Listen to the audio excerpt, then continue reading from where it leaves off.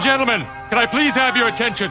I've just been handed an urgent and horrifying news story. And I need all of you to stop what you're doing and listen.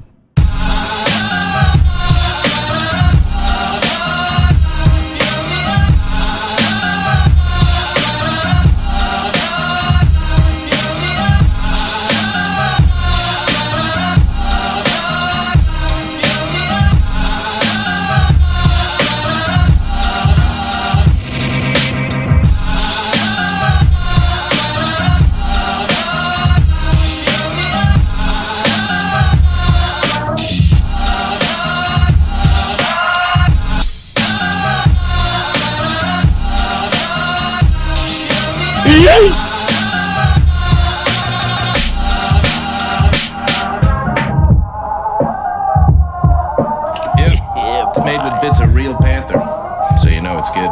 It's quite pungent. Oh yeah. It stings the nostrils. In a good way. Yeah. Brian, I'm gonna be honest with you, that smells like pure gasoline. 60% of the time, it works. Every time. That doesn't make sense.